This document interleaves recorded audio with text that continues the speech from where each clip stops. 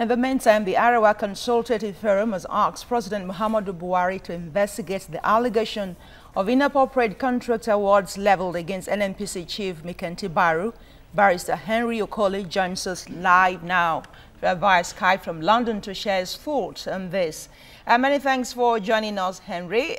What do you make of this? Thank you very much. Good afternoon. The call for the president to investigate this allegation. Remember what happened with the former, suspended SGF, the case of Abacha Lawal. The president didn't act until there were a lot of calls for him to be suspended. Does this underscore the sentiment that there is bias in the issue of corruption in Nigeria when it comes to fighting corruption? Very good. You see, this is going to be a very long haul, and this question will assume a lot of dimensions.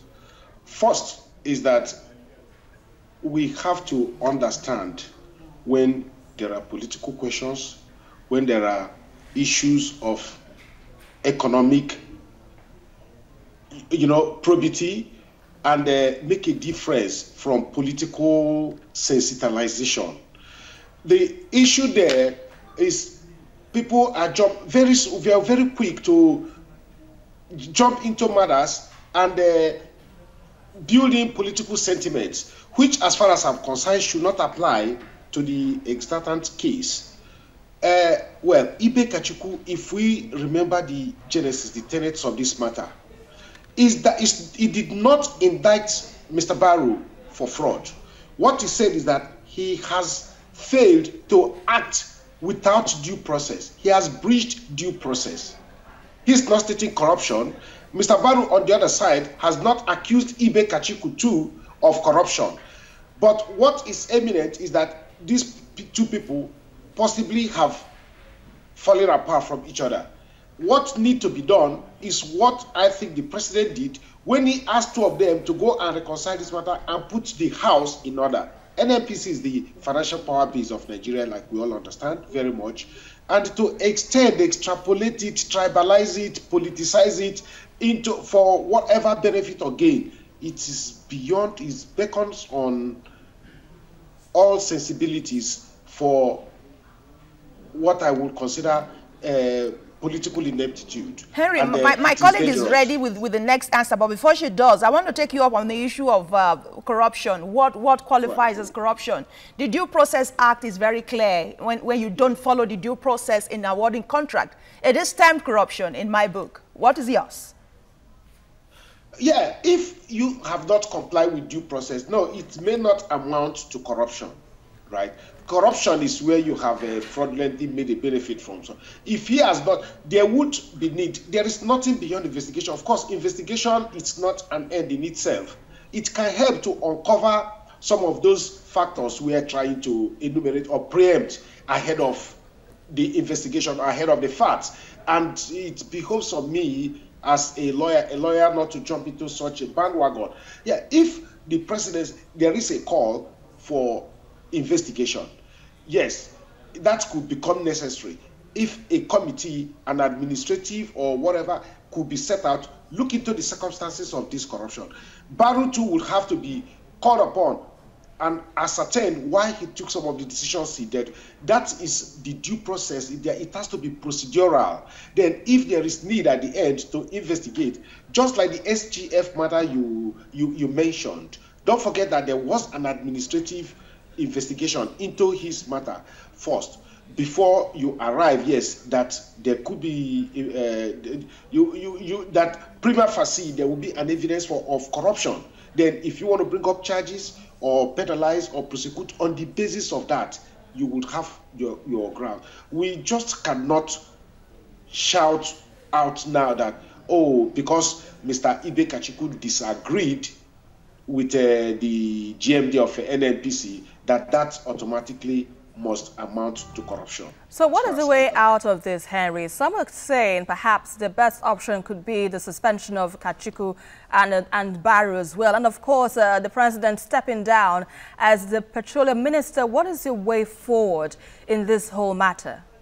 Okay, we are now mixing it up. The president is the chief in commander and the president of the country, the chief executive of the country.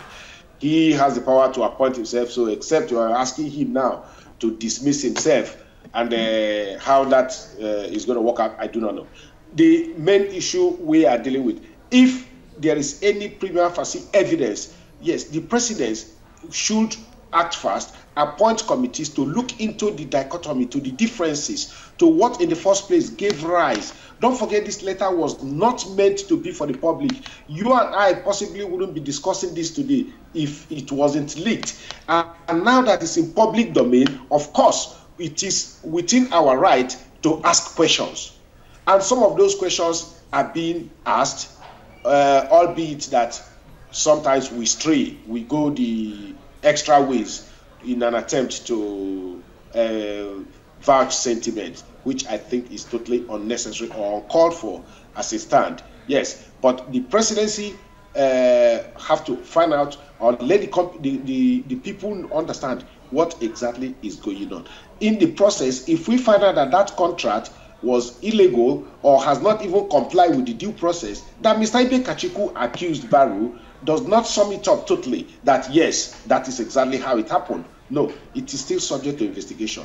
We have to be civil in our approach to certain things. You know, we have to borrow from these civil advanced democracies and see how these things are done. That is a case of procedural impropriety, and there is a remedy, both administratively and judicially, for that. All right, Henry, we're wrapping up now, but just let's quickly chip in this question and take it a bit broader. The issue of the Information Act that Serap took to the court, and the court has ruled that the federal government should make public the name of looters. We've not seen those names yet. When are we going to see that? Talking about obeying the court rule in Nigeria. Let me try to help you a bit on that. Yes, the Freedom of Information Act is not as explicit or as it is, or it grants a right. But don't forget that there is a shortcoming. No right is absolute, like we understand in life or in nature, or legally. Then, again, right to privacy, fundamental human right against invasion, against the person, seems to be a shortcut. So there has to be a balance. On the basis of the act itself, yes, you can seek for information, and whereby a public officer, don't forget that the Freedom of Information Act concerns only public officers, and they failed to do, then, and they got defenses too, then you can only go to court and compel the officer on the basis of that act to disclose such information. Yes, the court can now compel. If the court compels and there is now a failure, then it becomes a problem.